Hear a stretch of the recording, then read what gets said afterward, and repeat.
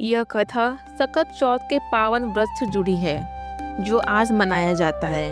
इस दिन माताएं भगवान गणेश जी और सकत माता की पूजा कर अपनी संतान के लंबे उम्र, सुख और समृद्धि के लिए व्रत रखती हैं। मान्यता है कि श्रद्धा से सकत माता की कथा सुनने से जीवन के कष्ट दूर होते हैं और माता की कृपा बनी रहती है। एक शहर में देवरानी और जेठानी रहती थीं। देवरानी बहुत गरीब थी और बड़ी मुश्किल से जीवन यापन करती थी, जबकि जेठानी अमीर थी। देवरानी सच्चे मन से गणेश जी की पूजा करती थी। उसका पति जंगल से लकड़ी काट कर बेचता था और देवरानी घर का खर्च चलाने के लिए जेठानी के घर काम करती थी। शाम को जो बचा हुआ खाना मिलता, उसी से उनका घर चलता था।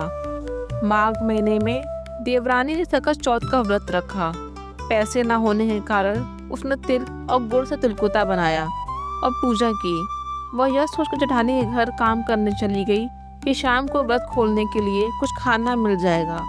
लेकिन उस दिन जेठानी के घर किसी ने खाना नहीं खाया और देवरानी को भी कुछ नहीं मिला। वह भूखी घर लौट आई। बच्चे और पति भी भूखे थे।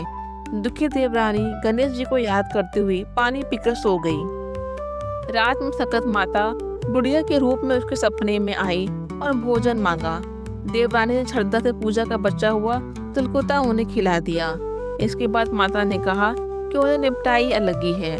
देवरानी बोली, माई, यह छोटी सी झोपड़ी है, जहाँ इच्छा हो वही निमट लो। जब माता ने पूछा कि अब पहुँचे कहाँ, तो देवरानी ने अपनी साड़ी दे दी। उसकी सच्ची सेवा और त्याग से सकत माता बहुत प्रसन्न हुई।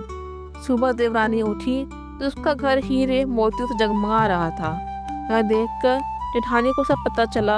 उसने भी वैसा ही करने की कोशिश की, लेकिन उसमें श्रद्धा के स्थान पर दिखावा था। सकत माता उससे प्रसन्न नहीं हुई और सुबह उसका घर गंदगी और बदबू से फैल गया। इस कथा से शिक्षा यही मिलती है, सकत माता को सच्ची भक्ति, सेवा, नम्रता और त्याग ही प्रिय है और वही सच्चा फल